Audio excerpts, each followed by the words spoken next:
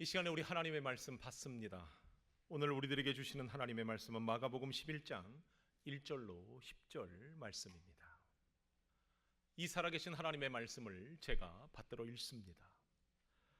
그들이 예루살렘에 가까이 와서 감람산 벳바게와 베다니에 이르렀을 때에 예수께서 제자 중 둘을 보내시며 이르시되 너희는 맞은편 마을로 가라. 그리로 들어가면 곧 아직 아무도 타보지 않은 나귀 새끼가 메어 있는 것을 보리니 풀어 끌고 오라. 만일 누가 너희에게 왜 이렇게 하느냐 묻거든 주가 쓰시겠다 하라. 그리하면 즉시 이리로 보내리라 하시니 제자들이 가서 본즉 나귀 새끼가 문 앞 거리에 메어 있는지라. 그것을 푸니 거기 서 있는 사람 중 어떤 이들이 이르되 나귀 새끼를 풀어 무엇 하려느냐 하매 제자들이 예수께서 이르신 대로 말하되 이에 허락하는지라. 나귀 새끼를 예수께로 끌고 와서 자기들의 겉옷을 그 위에 얹어 놓음에 예수께서 타시니 많은 사람들은 자기들의 겉옷을 또 다른 이들은 들에서 벤 나뭇가지를 길에 펴며 앞에서 가고 뒤에서 따르는 자들이 소리 지르되 호산나 찬송하리로다. 주의 이름으로 오시는 이여 찬송하리로다. 오는 우리 조상 다윗의 나라여 가장 높은 곳에서 호산나 하더라. 아멘. 한 주간 주님의 은혜 안에 평안하셨습니까? 이 시간 하나님의 은혜와 사랑과 축복하심이 우리 모두에게 임하기를 주님의 이름으로 축복합니다. 아멘. 우리 앞뒤 옆 사람이랑 사랑의 인사 축복해 주시기 바랍니다. 주님의 이름으로 사랑하고 축복합니다. 반갑게 웃으면서 축복해 주시기 바랍니다. 여러분 사랑하고 축복합니다. 오늘 우리는 사순절 마지막 주일이자 고난주간의 문을 여는 종료주일을 맞이하였습니다. 오늘이죠. 2000년 전 오늘입니다. 예루살렘 거리는요 뜨거운 함성과 종려나무 가지의 물결로 가득 차 있습니다. 여기저기 뛰는 아이들의 소리는요 예루살렘 도성을 이것저것 흔들릴 정도로 울리고 있습니다. 호산나 호산나 자손이 다윗의 자손이여 주의 이름으로 오시는 이여 찬송하리로다. 호산나 호산나. 아이들은 호산나 호산나 하면서 뛰어다녔겠죠. 아이들뿐만 아닙니다. 여인들도요, 남정네들도 어른들도 상관없이 열렬히 뛰쳐나와 환영하는 겁니다. 한술 더 떠서 어떤 이들은요 자기의 겉옷을 길에 펴니다. 그래서 지나가는 왕의 행렬을 그들은 예의를 갖추고 있더라는 거죠. 여러분 이 모습이 상상이 되시지요? 마치 축제의 현장입니다. 고요하였던 예루살렘 성에 왕이 입성한 바로 축제의 날인 겁니다. 왕의 행렬 말입니다. 물론 어린 나귀를 타고 가시는 예수님의 모습을 우리가 상상을 해보면 조금은 우스꽝스러울 수도 있지만 그 자리에 참여한 모든 사람들은 진지하게 환호하고 소리를 지르고 있었습니다. 그런데 가만히 들여다보니까요 조금 다른 게 있습니다. 그게 뭐냐면요 그 안에는요 환호하고 있는 사람들 안에 기온차가 있더라는 겁니다. 분명 군중들은 로마의 압제 앞에 자신들을 구해줄 정치적 메시아를 그들은 환호하며 지금 외치고 있었던 겁니다. 그러나 정작 그 환호의 주인공 예수님은요 눈가에 촉촉한 눈물이 고일 정도로 엄숙함을 드러내고 계셨다라는 거지요. 사람들은 승리의 깃발, 영광의 행렬만을 열광하였지만 예수님은 그러지 않았습니다. 예수님은 뭘 바라보셨습니까? 골고다의 십자가 그 고난을 바라보고 계셨기 때문에 같은 장소, 같은 시간인데도 불구하고 전혀 다른 온도차가 있었다라는 거지요. 오늘 우리는 이 역설적인 왕의 입성, 예수님의 이 행렬을 우리가 한번 나눠보려고 합니다. 그러면서 이 안에서 우리에게 던져주고 있는 과연 우리의 인생의 왕은 누구인가? 여러분 생각해 보셨습니까? 진정 승리의 길이 무엇인지 우리가 한번 고민해 봐야 되지 않겠습니까? 먼저 우리는요, 이 장면 속에서 예수님의 겸손의 그 극치, 어린 나귀를 타고 가시는 왕을 한번 생각해 보고자 합니다. 예수님은 예루살렘에 입성하실 때 늠름한 백마를 타고 입성하지 않으셨습니다. 오히려 어린 나귀, 타본 적이 한 번도 없는 그러한 나귀를 타신 거죠. 이것만으로도 우리에게 던져주는 메시지가 너무 크다는 거 여러분 알고 계시지요? 어찌 보면 세상의 왕들은 힘을 과시하기 위해 크고 가장 힘센 그러한 말을 타고 입성하는 것이 당연합니다. 그 말은 군사적 상징이며 지배의 상징, 권력의 정점을 얘기하고 있는 것입니다. 그러나 예수님은 그러지 않았습니다. 오히려 옛 선지자의 예언을 성취하시고자 나귀, 타보지도 않은 가장 어린 나귀를 타고 입성하셨다라는 말입니다. 스가랴 9장 9절은요, 우리들에게 이렇게 말해주고 있습니다. 우리 같이 읽겠습니다. 보라, 내 왕이 내게 임하시나니 그는 공의로우시며 구원을 베푸시며 겸손하여서 나귀를 타시나니. 아멘. 여러분, 이게 뭘 말하는 걸까요? 하나님의 나라는요, 군림하는 나라가 아니라는 말입니다. 하나님의 나라는요, 정치적으로, 권력으로, 그러한 힘으로 다스리는 나라가 아니라는 걸 말해주고 있는 겁니다. 오히려 하나님의 나라는 섬기는 나라다, 섬기는 나라다라는 것을 선포해 주고 있습니다.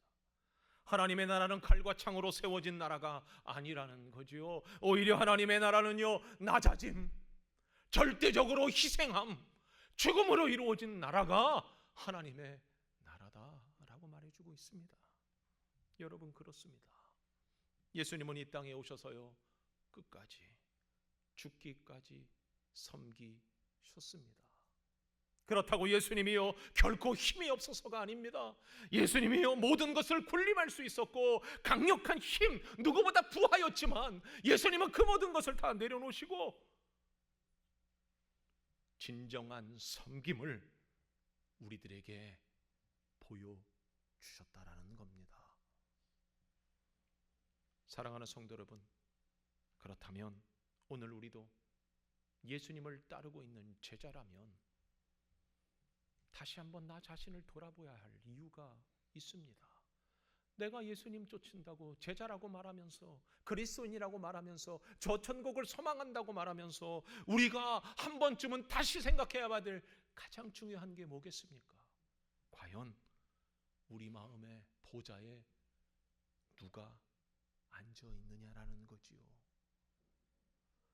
여전히 세상의 백마를 타고 남들 위해 서고 싶은 욕망이 내 안에 가득 차 있지는 않습니까? 더 높아지려고 오늘도 정욕의 나무, 고독과 절망만이 현실의 도피에서는 올라가야 된다는 나만의 나무로 우리는 끊임없이 기어 오르고 있지는 않냐라는 거죠.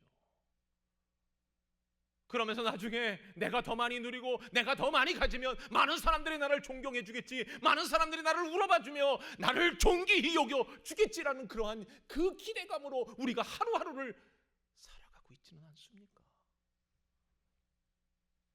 분명한 건 종료주일은 우리가 탄 백마에서 내려와서 작은 나귀 새끼를 타고 가신 그 예수님을 따르는 바로 그날이라는 걸 우리는 잊지 말아야 할 것입니다. 더욱이 주님께서 쓰시겠다 말씀하실 때 이름 없었던 그 주인이 선뜻 섬겼던 것처럼 우리도 가장 소중한 것, 우리가 아끼고 우리가 애지중지했던 모든 것들 다 주님을 위해서 내려놓을 수 있는 결단이 우리들에게도 있어야 될 줄 믿습니다. 여러분, 그런 날을 우리가 다시 한번 결단하시기를 바랍니다. 두 번째로 우리가 눈여겨봐야 할 것이 뭘까요? 군중들이 오해한 갈망의 외침이었다라는 사실입니다. 예수님께서 어린 나귀를 타고 가실 때 길거리에 군중들은 소리 질렀습니다. 호산나, 호산나, 호산나라고 말이죠. 근데 이 호산나라는 이 히브리어 말은 호시아나라는 뜻으로 우리로 구원받게 하소서. 그래서 이제 구원하소서라는 뜻이었습니다. 물론 그들의 부르짖음은 결코 잘못된 것이 아니었습니다. 왜요? 인간은 자연적으로 구원을 스스로 이룰 수 없었기에 하나님이 구원해 줘야 된다는 건 당연한 존재입니다. 더군다나 로마 압제의 그 어떤 것도 감당할 수 없는 그 절망과 괴로움뿐인 인생이 당연히 부르짖어서 자신들을 구원해 달라는 거 옳은 이야기 분명합니다. 그러나 문제는 그들의 구원의 내용이 전혀 오해했다라는 거죠. 그들은 경제적 풍요만을 요구했습니다. 정치적 독립만을 원하였습니다. 그래서 자신들을 안위해 줄 수 있는 예수님은 절대 군주, 강력한 왕으로서의 모습만을 그들은 기대했다라는 겁니다. 그러나 주님이 주시고자 했던 건 그런 구원이 아니었습니다. 어떤 구원이었습니까? 로마로부터의 해방이 아니라 죄와 사망으로부터의 해방을 예수님은 주시기 원하셨던 겁니다. 이는 우리의 육신의 배고픔만을 채우는 떡을 위함이 아니라 우리의 영혼을 살리는 생명의 떡이 되어 주시기를 원하셨다라는 말씀입니다. 오직 자신들만의 정욕을 추구하던 군중들은 이를 이해하지 못했습니다. 아니, 받아들이려고 하지 않았습니다.